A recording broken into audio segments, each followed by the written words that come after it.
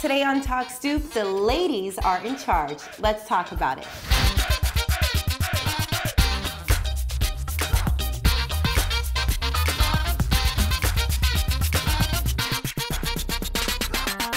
Welcome to Talk Stoop. Today we're sitting down with women who are out there every day killing it. First up is singer and actress Christina Milian. She was signed to a recording deal at 18 and has been entertaining us with her music and films ever since. This girl is one fearless female. All right, you hear that noise? It's all this construction in this beautiful building, 277 5th Ave. Sitting here with Christina Milian. Hello. Hi. This lets me know I'm in New York. There's not a silent moment. You hear sirens, drills, elevator is down, the other one's up. You gotta wait for. I'm in New York. Yes, Yeah, here we are. Here. Okay, so we have to go back really quick. In the Dip It Low video, what was that? Was that mud? What was it? No. That was one of my favorites. You looked incredible. What was it? Black body paints. That's it. It looked so good. It was fun. It was fun, even though I had like literally under my nails, toenails, everything, I had like just black paint and any kind of crack of my body. Yeah. It was there for a second. For a while? Yeah, just for a while. All cracks or just some? All cracks. I mean, some cracks you just scrub really, really good. Right. But you can't really get under the nail beds. It takes a second for it to grow out.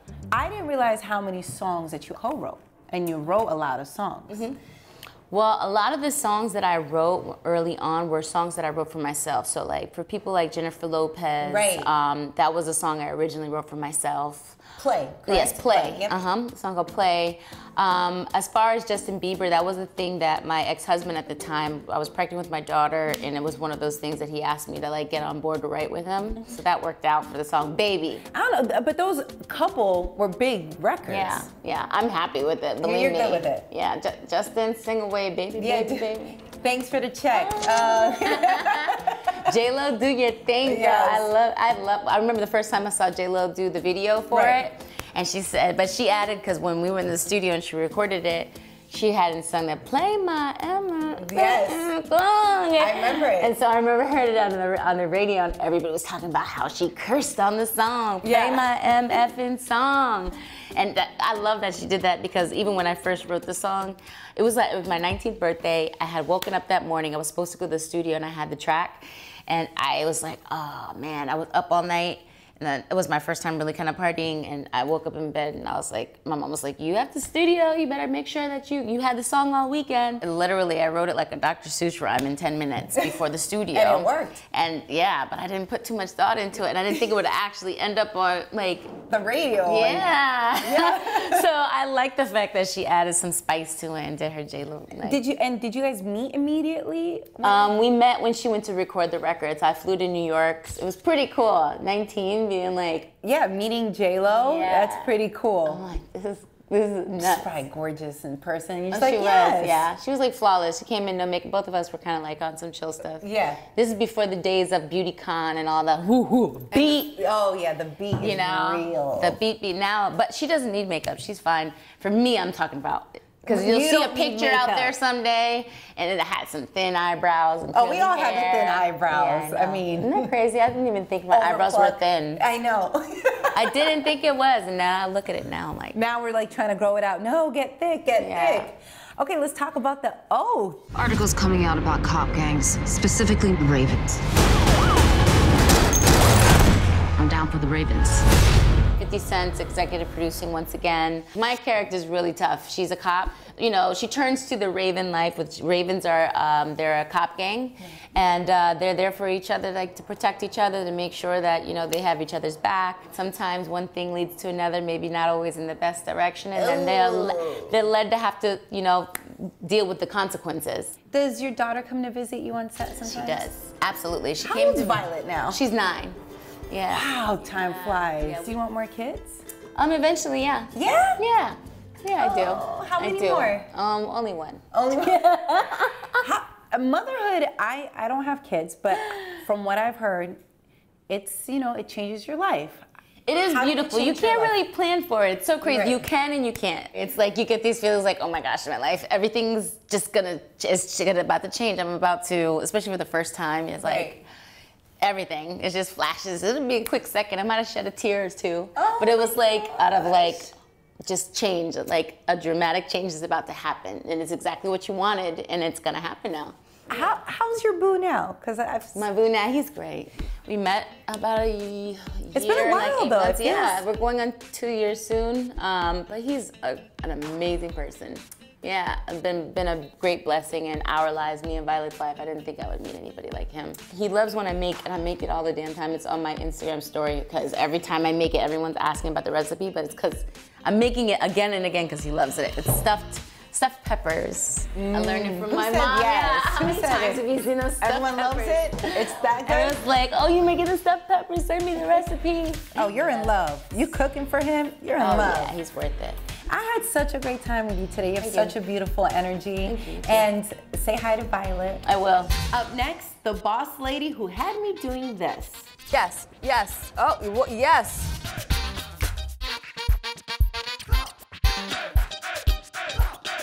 Now, I know a lot of you had our next guest pictures hanging up in your bedroom, and don't lie, we all did. And today, you're in luck because Tyra Banks stops by, and from running the runway to her own business empire, Tyra is the definition of a boss.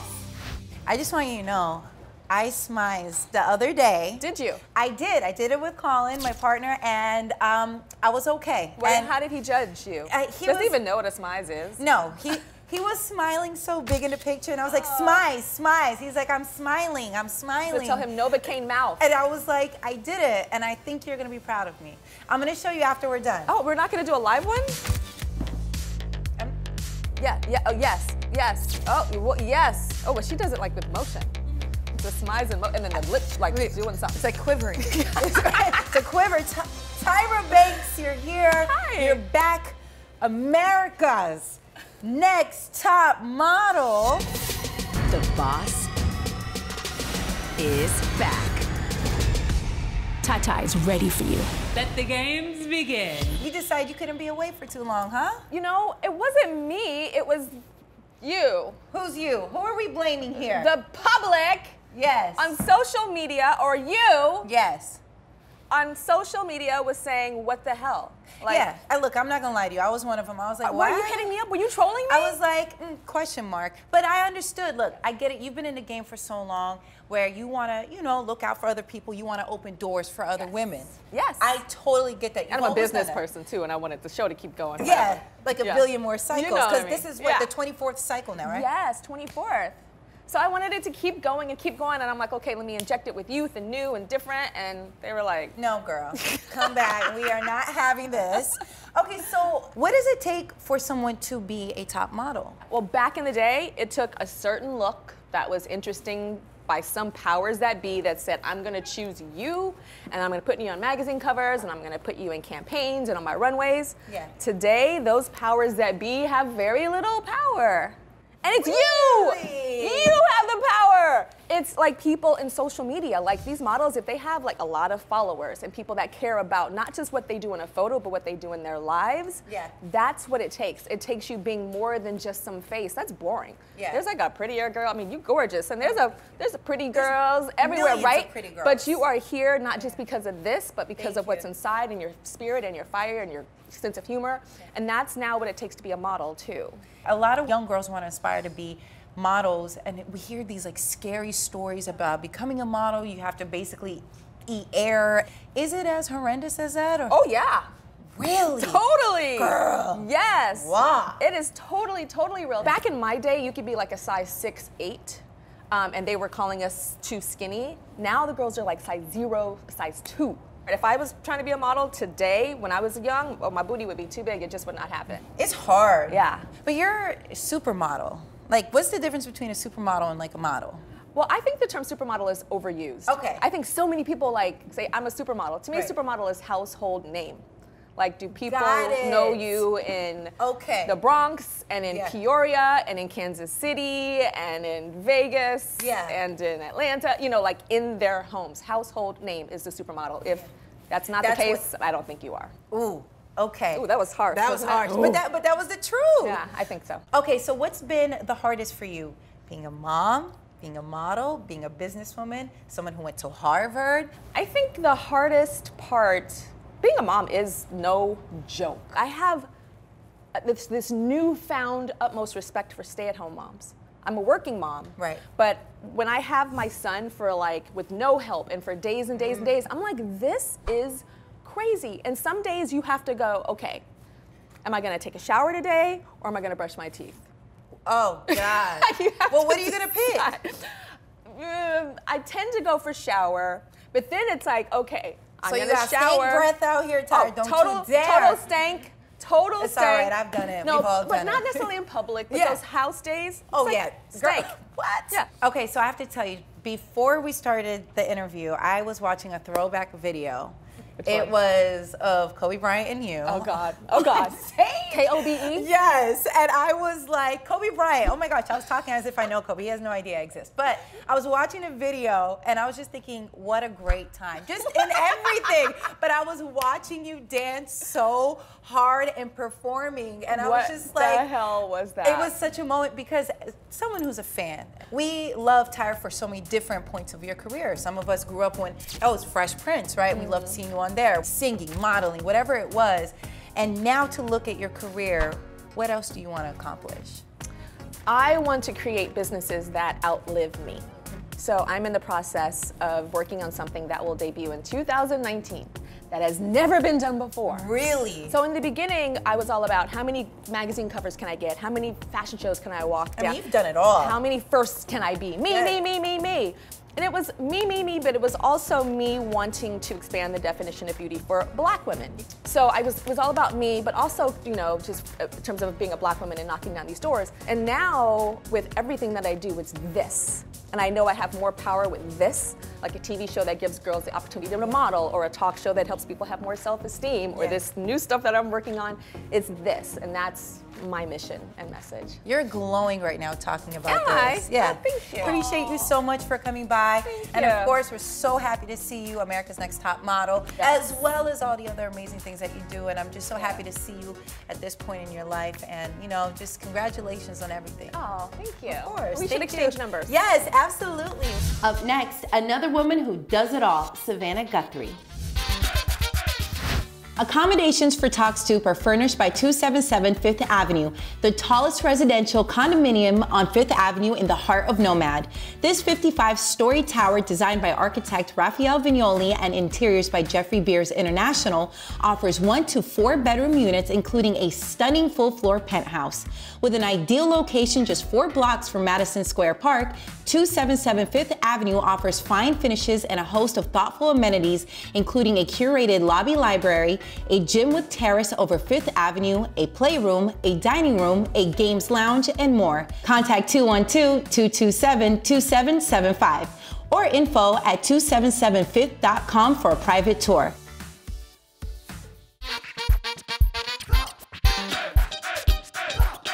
Savannah Guthrie is known as the co-host of the Today Show, but she's so much more.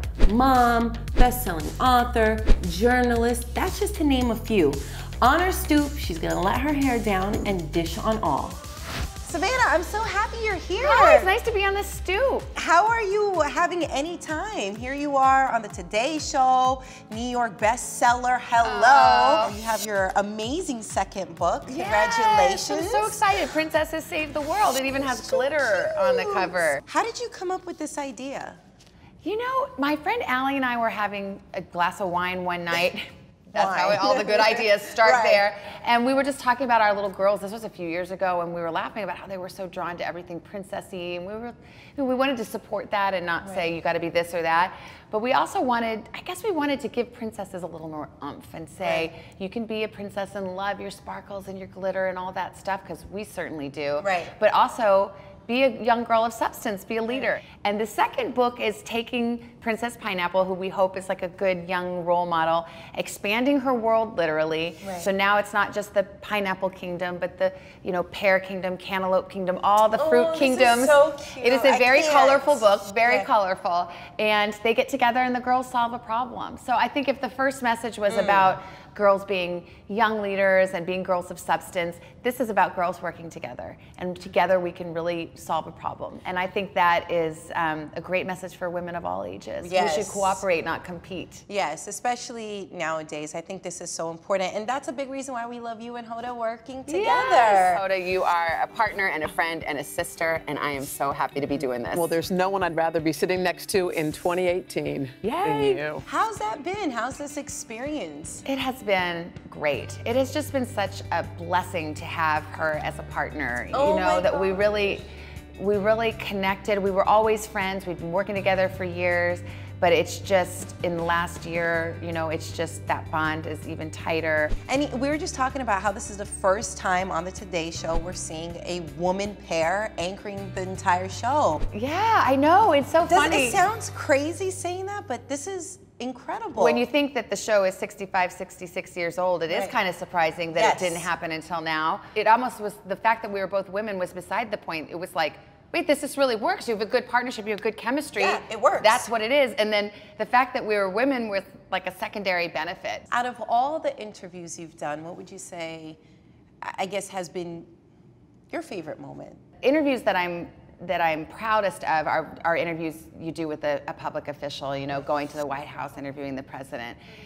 There's just something about it. And to me, if you do that, then you know you got to be on your A game. Yeah. And it's so much pressure, it's so much stress, but it's also when you've done it, and if you can make a little news. I mean, if I could do that, then I knew that I was doing what I should, and that was, you know, I kind of made it as a journalist. And then there are a million fun things we get to do on the Today Show, where you get to meet all of your idols. You know, you get to connect with people that you really like and admired. You know, I always talk about Drew Barrymore because I interview her, I love her, and then we became friends. Like, we really did become friends, and which is a testament to her and what a cool, open, wonderful person she is. Oh, that makes me happy to yeah, hear that's this. just like, you're just like, wait, what? It's like, me, why? You know, and but she's just such a regular, cool girl. We clicked, and so to me, that has been really fun, getting to know some of these folks at a deeper level. I love how invested you are as a mom, but I just love that you share your photos with us. And they're so cute. It's so funny because I probably overshare. If I shared as many photos as I want to share, it would be nothing but kid pics and videos all day long, because I'm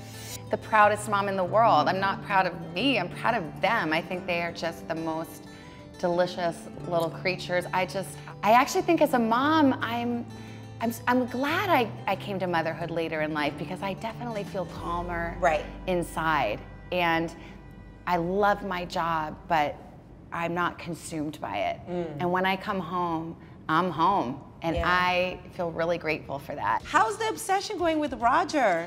The obsession is great. It really, I love Roger Federer, everyone knows it. The obsession gets very strong from July to early September between Wimbledon and the US Open. Like, it's really, that's a bad time where we're all just watching Roger play, and if Roger doesn't win. I literally cried when he lost at Wimbledon. And I was watching it, and my kids were watching it. We were all Did they cheering. think you were crazy? Well, I didn't let them see the tears, but it was like one little drop, and I thought, what is that water coming out of my eye? I was like, oh, I'm crying because Roger lost. Maybe this has gone too far. But no, he's great, and I got to play with him for his foundation earlier this year, so that was really fun. And you know, it's just a friendly obsession. Yeah, it's maybe cute, like though. Light devotion, not really into stalker danger territory. It's fine. Savannah, thank you so much for hanging out with us today. I know you're so busy. I know you got to run out of here, but thank you so much for spending time with us. I'm always happy to be on your stoop. Up next, we should all be scared. Well, I'm kidding. Well, no, actually, I'm not kidding, because I'm chatting with WWE superstar Natalya Neidhart.